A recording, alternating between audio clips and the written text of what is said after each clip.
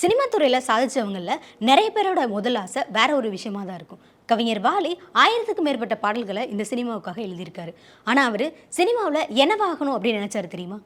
கவிஞர் வாலி கதை மற்றும் வசனம் எழுதணும் அப்படின்னு தான் ஆசைப்பட்டிருக்காரு. கவிஞர் வாலி பாடலாசிரியராக வாய்ப்பு தேடி அவருக்கு வாய்ப்பு கிடைச்சது ஒரு சுவாரஸ்யமான விஷயம். அந்த விஷயத்தை பற்றி இந்த நிகழ்ச்சியில் திரைப்பட தயாரிப்பாளர் மற்றும் இயக்குனருமான சித்ரா லக்ஷ்மணன் சார் நம்ம கூட ஷேர் பண்ணியிருக்காங்க.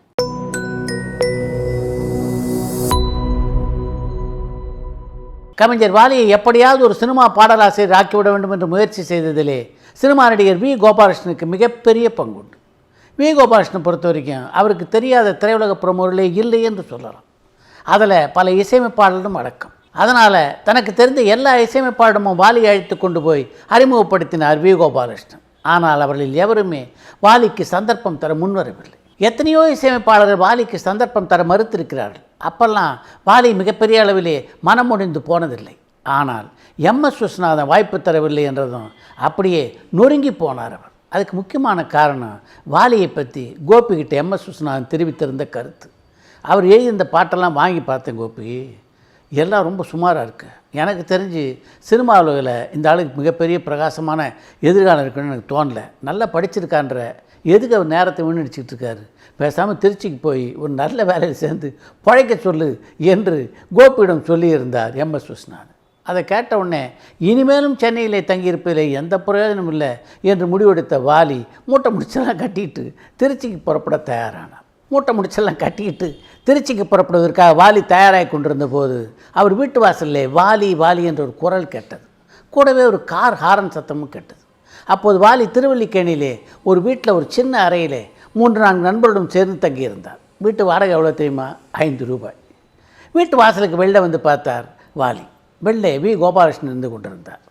இந்த வீட்டை விலாசம் கூட வி கோபாலகிருஷ்ணனுக்கு அவ்வளவு தெளிவாக தெரியாது. எப்போதோ வாலி சொன்னதை நினைவிலே வைத்துக்கொண்டு அவருடைய வீட்டை தேடி கண்டுபிடித்திருந்தார் வி கோபாலகிருஷ்ணன். வாலியை பார்த்த உடனே சீக்கிரம் கிளம்புங்க, நீங்கள் ஒரு புது கம்பெனிக்கு பாட்டு எழுத போகிறீங்க, எல்லா ஏற்பாடும் பண்ணிட்டேன் என்று ஒரு இன்பமான செய்தியை வாலிக்கு சொன்னார் வி கோபாலகிருஷ்ணன். அவர் அப்படி சொன்ன உடனே வீட்டுக்குள்ளே போன வாலி அவசர அவசரமாக ஒரு சட்டையை மாட்டிக்கொண்டு வெளியே வந்தார். அப்போ காரில் வி கோபாலகிருஷ்ணன் இன்னொரு நண்பரும் உட்கார்ந்திருந்தார். இவர் தான் சீனிவாசராவ், கெம்பராஜர்ஸோட உதவி இயக்குனர் என்று சொல்லி அவரை வாலிக்கு அறிமுகம் செய்து வைத்தார் வி கோபாலகிருஷ்ணன்.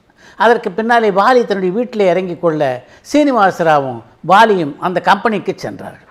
இப்போ வெங்கட் நாராயண் ரோட்டில் திருப்பதி வெங்கடாதிபதி கோயில் இருக்குல்ல, அதுக்கு பக்கத்திலே தான் அந்த கம்பெனியுடைய அலுவலகம் இருந்தது. இந்த படத்தை எடுத்துக்கொண்டிருந்த கெம்பராஜர்ஸ் ஒரு காலகட்டத்திலே கர்நாடக முதல்வராக இருந்த தேவராஜ அரசுடைய சகோதரர். அவர்கள் அப்போது அழகர் மலை கள்ளன் என்ற படத்தை எடுத்துக்கொண்டிருந்தார்கள். அந்த படத்திலே பாலாஜியும் மாலினியும் ஒரு ஜோடியாகவும் வி கோபாலகிருஷ்ணன் விஜயகுமாரும் இன்னொரு ஜோடியாகவும் நடித்து கொண்டிருந்தார். அந்த படக்கம்பெனி இருந்த பங்களாவுக்கு பின்னாலே மிகப்பெரிய கீற்று கொட்டகை ஒன்று அமைக்கப்பட்டிருந்தது. அதுதான் மியூசிக் ஹால். அங்கே அந்த படத்தின் இசையமைப்பாளர் நடுநாயகமாக வீற்று கொண்டிருக்க அவரை சுற்றி வாத்தியக்காரர்கள் அமர்ந்து கொண்டிருந்தார்கள். அங்கே வாலியை அழைத்து கொண்டு போன சீனிவாசராவ், இவர் தான் வாலி, மிகப்பெரிய கவிஞர் என்று அந்த மிகப்பெரிய என்ற வார்த்தையை அழுத்தம் கொடுத்து உச்சரித்து வாலியை அறிமுகப்படுத்தினார். அவர் மிகப்பெரிய கவிஞர் சொன்ன உடனே அதிர்ச்சியோடு வாலி சீனிவாசராவை திரும்பி பார்க்க, நீங்கள் சும்மா இருங்க என்பது போல் அவரை பார்த்து தலையை ஆட்டினார் சீனிவாசராவ். அந்த இசையமைப்பாளருடைய பெயர் கோபாலம். அவருக்கு ஒரு வணக்கத்தை போட்டுட்டு அடக்கமாக அவர் முன்னாலே உட்கார்ந்தார் வாலி. வாலி வாய்ப்பு தேடி சென்னை வந்த நாளிலிருந்து அவர் ஹார்மோனியத்துக்கு முன்னாடி உட்கார அனுமதித்த ஒரே இசையமைப்பாளர் கோபாலன் தான் என்பதால் மிகுந்த அடக்க ஒடுக்கத்தோடு அங்கே வாலி உட்கார்ந்து கொண்டிருந்தார். அப்போ ஒரு அணுகுண்டு எடுத்து வீசினார் சீனிவாசராவ். வாலி சார், நீங்கள் வழக்கமாக என்ன சிகரெட் பிடிப்பீங்க என்று அவரை பார்த்து கேட்டார். அவர் முதல் பட வாய்ப்பு, அதிலேயே அந்த இசையமைப்பாளர் முன்னாடி சிகரெட் ஊதினா தன்னுடைய வாழ்க்கை என்னான்னு வாலிக்கு தெளிவாக தெரிந்திருந்தது. அதனால் கொடுத்தவனே எடுத்துக்கொண்டாண்டி என்பதை போல் இந்த சீனிவாசராவ் பாட்டை இது கூட்டின்னு வந்து இந்த ஆளே அந்த வாய்ப்பையும் பறிச்சுடுவான் போல் தெரியுதே என்று வாலி பதவைப்புடன் சீனிவாசராவை பார்த்து கொண்டிருந்த போது, சட்டுன்னு சொல்லுங்கள், வழக்கமாக நீங்கள் கோல்ட் பிளேக் தானே பிடிப்பீங்க என்று சொன்ன சீனிவாசராவ், தம்பி ஒரு கோல்ட் பிளேக் சிகரெட் வாங்கிட்டு வா என்று அங்கே இருந்த பையனிடம் ஆர்டர் போட்டார். நம்ம வாழ்க்கை வழங்குறதுக்கு இந்த சீனிவாசராவ் விடமாட்டார் போல தெரியுது என்று வாலி யோசித்து கொண்டிருந்த போதே அந்த ஆஃபீஸ் பையன் ஒரு சிகரெட் பாக்கெட் எடுத்து கொண்டு வந்து வாலி முன்னாடி வைத்தார். கூடவே ஒரு தீப்பெட்டி. உடனே அடுத்த குண்டை வீசினார் சீனிவாசராவ்.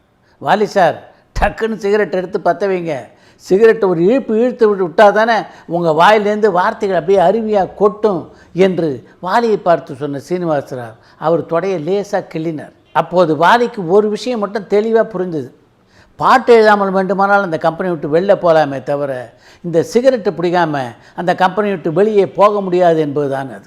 அதனால் ஆண்டவன் மேலே பாரத்தை போட்டு சிகரெட் எடுத்து ஒரு ஊதினார் வாலி. அப்படி ஊதின அடுத்த நிமிஷமே நிச்சயமாக அந்த இசையமைப்பாளர் சரி நீங்கள் கிளம்புங்க என்று வாலியை பார்த்து சொல்வார் என்று வாலி எதிர்பார்த்து கொண்டிருந்த போது விஷயம் அங்கே எதிர்மாறாக நடந்தது.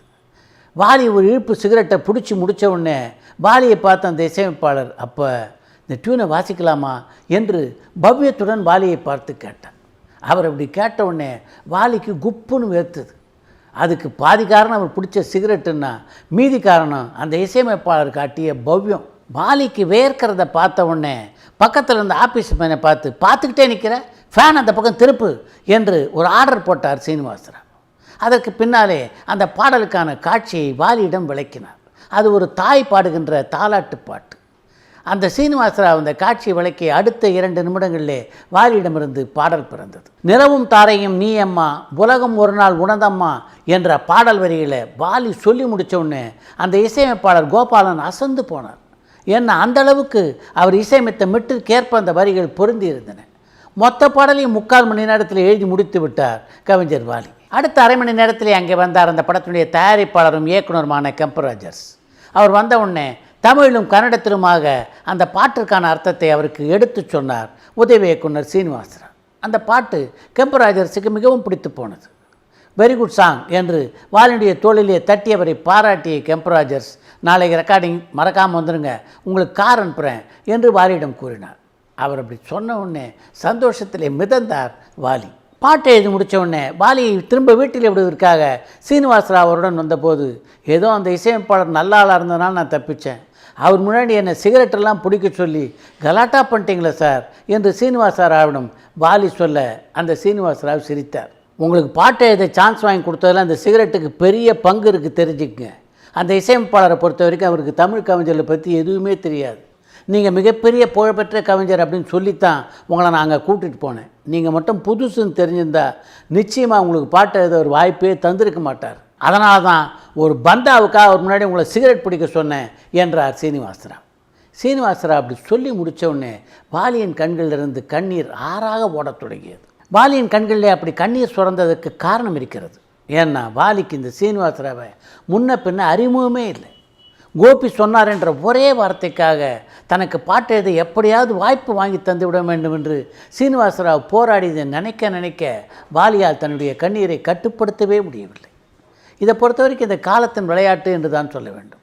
ஒருத்தருக்கு வாய்ப்பு பெற்றுத்தரணும் அப்படின்னு ஆண்டவன் முடிவு செய்துட்டா அதுக்காக ஒரு தூதுவனை கூடவே அனுப்புவான். அப்படி ஆண்டவனால் வாலிக்கு அனுப்பப்பட்ட தூதுவன் தான் அந்த சீனிவாசராவ். நிலவும் தாரையும் நீயம்மா உலகம் ஒரு நாள் உணதம்மா என்ற வாலியின் வரிகளை தென்னகத்து லதா மங்கேஷ்கரான பி சுசிலா மறுநாள் காலையிலே அந்த பாடல் பதிவு கூடத்திலே பாடினார். வாலியினுடைய முதல் பாடல் பதிவான அந்த பாடல் கூடம் எது தெரியுமா? Golden studio.